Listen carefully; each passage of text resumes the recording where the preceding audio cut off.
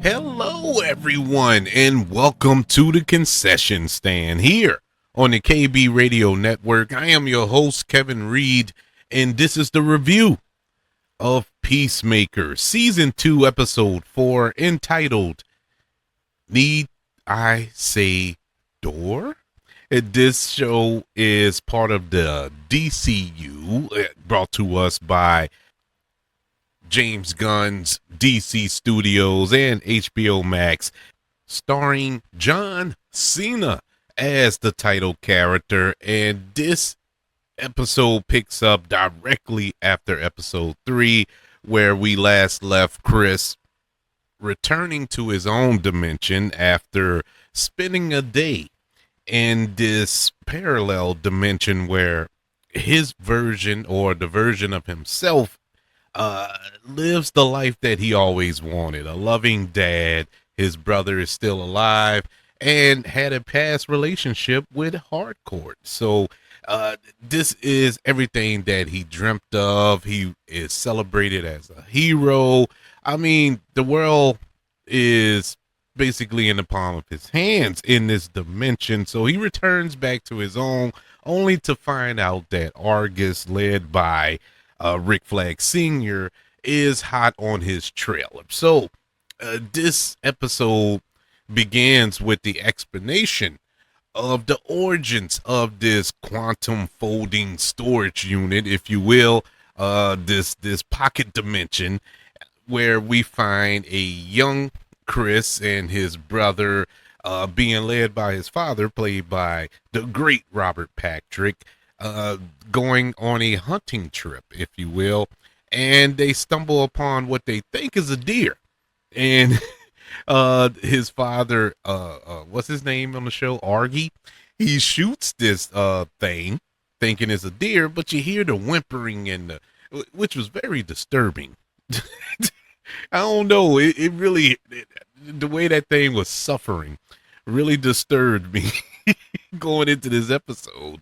And they walk up on it and see that it's a alien or a interdimensional creature, if you will, and he is holding, or it is holding, this thing, this little pseudo briefcase, if you will, and Argy finishes him off.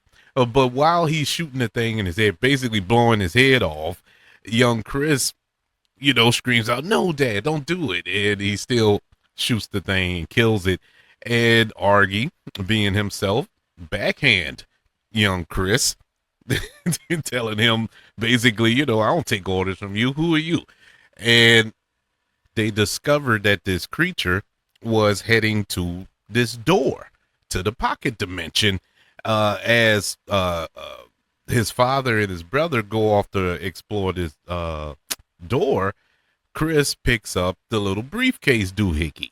And so that's where we leave off at. That's the cold open to this episode, setting up the origin for this pocket dimension, which was really good to see, because it was always stated, going back to the first episode, Chris said that his father invented the thing, leading to the assumption that his father is somewhat of a genius, even though you never get to see that side of Argy throughout that episode, or season, I should say, where he's this white supremacist and just all around evil person, which doesn't mean that he's not a genius, but nothing about his character screamed genius, at least to the level to create this pocket dimension. So this explains away, or retcons that to a degree. So after our opening title sequence, dance sequence that we get every episode, we pick up, Chris is laying in his bed. He noticed bullet holes in his ceiling. The house is a mess, and he goes looking for Eagly. And he discovers that the house has been ramshacked, just completely lost to what took place in his house, where Eagly took out those Argus agents, including Tim Mellows, the night before, I believe.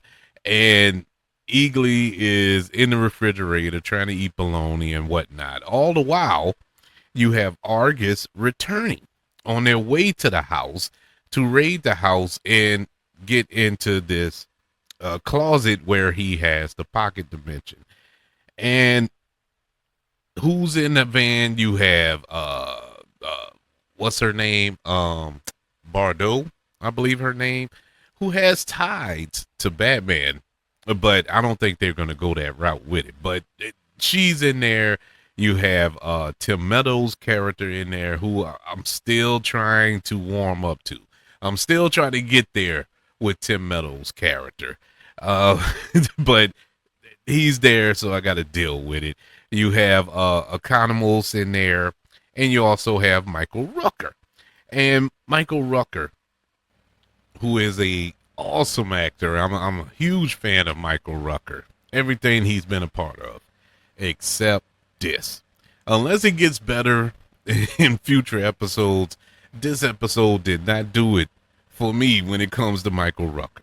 I just do not like that character at all. Nothing about that character excites me. And it's sad. It's sad because it could be a good character, but it just doesn't fit to me. As much as I complain about Tim Meadows' character, Tim Meadows' character fits the show more than Michael Rooker's character. But whatever. And you also have Judo Master in that van as well. And so they're heading to Chris' house.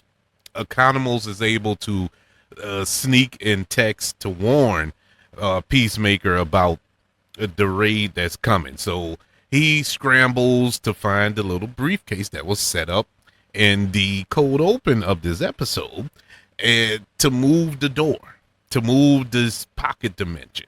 Well, of course, we find this out a little later, but he finds it. He gets Eagly out the house just in time. Argus agents pull up to the house. They raid the house.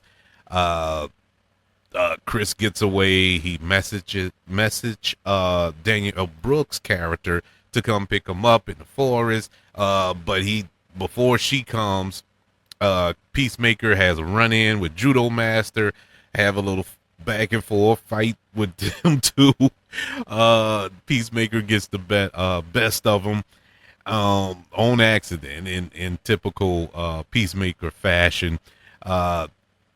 Gets picked up, heads to his grandfather's cabin in the woods to move the door.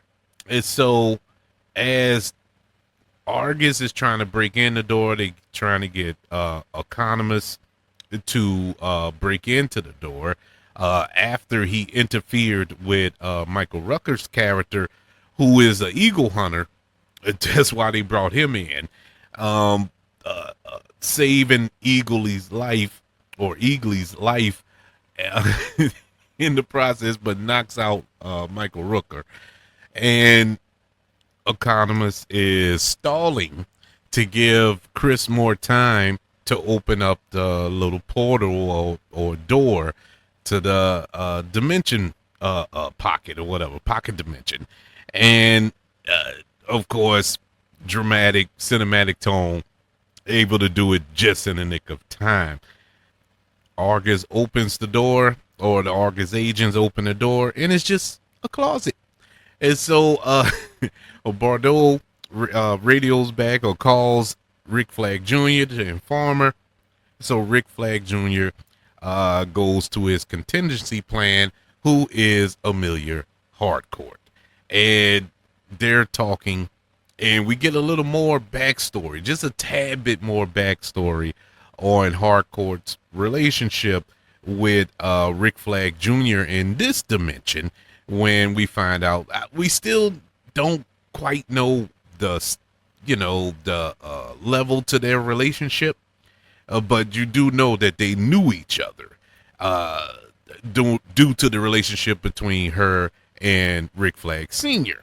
And so he comes to visit. They're talking, and this was the best scene in the episode, I think.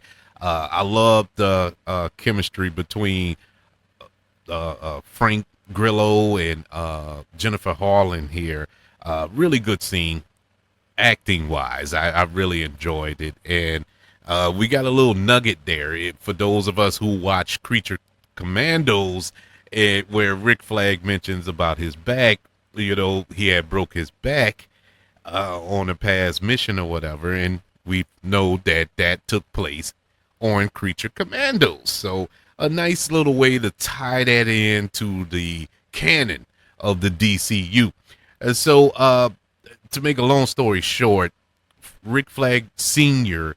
informs Harcourt that she's been blacklisted. That means she can't be a part of any government agency because Waller put her on that list on her way out the door, blaming her for the events that took place in Peacemaker season 1, where her daughter, who is Danielle Brooks' character, outed her and on national TV and whatnot. So she got the blame because Waller put Harcourt there, in this group to keep an eye on everybody, and that was the result. So she got the blame, and Rick Flag Sr.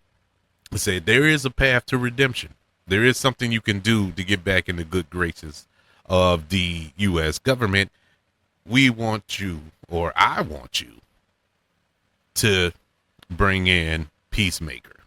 And this stems from what Harcourt told Rick Flag Sr. at Rick Flag Jr.'s funeral, where she basically told Rick Flag Sr.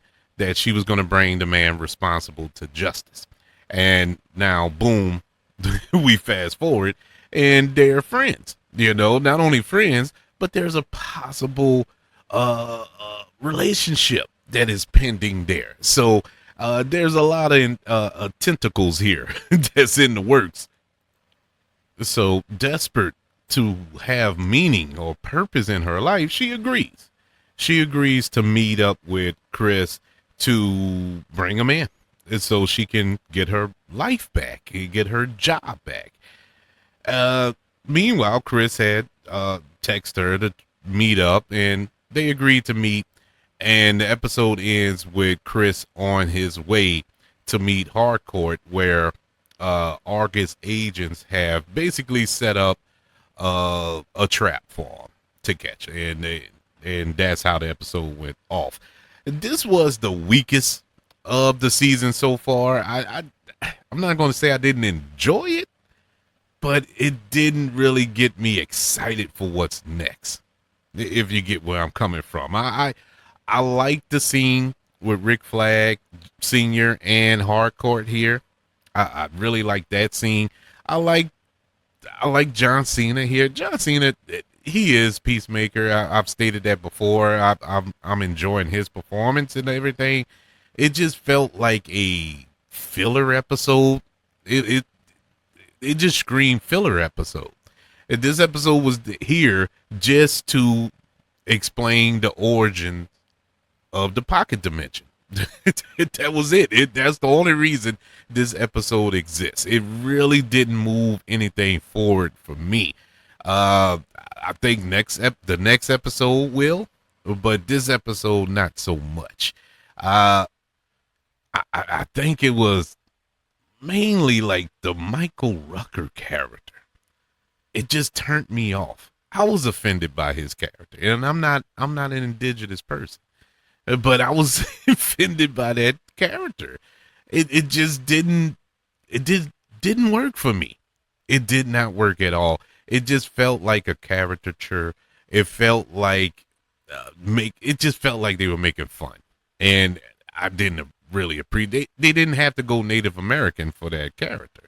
They could have just had Michael Rucker as somebody, just a guy who hunts eagles, and it would have been fine. But I just couldn't get past it. It didn't work for me, and the fact that this episode was so short, really nothing was developed.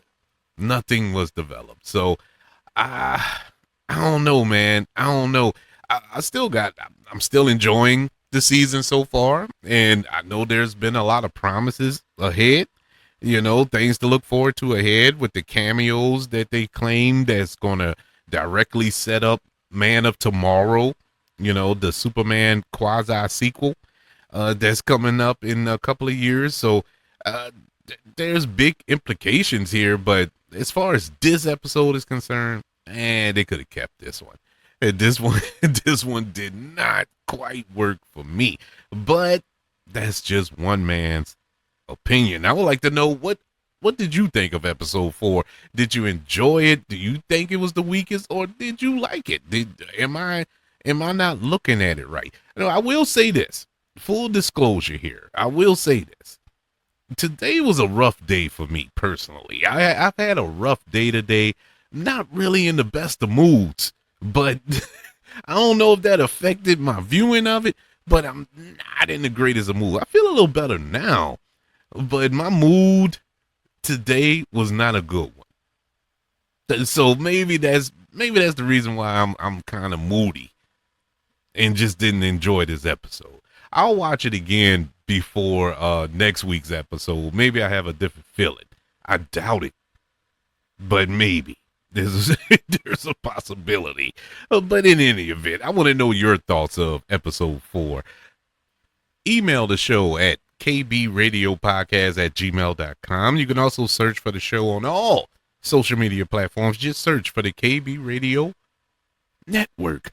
Don't forget about YouTube. Subscribe to the KB Radio Network channel and like this video if you don't mind. Don't forget about the 5 stars, the reviews, and sharing this show.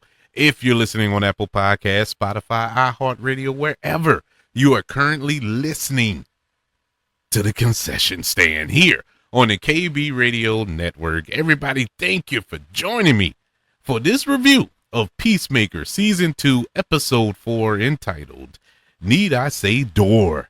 See you next week when we review Episode 5.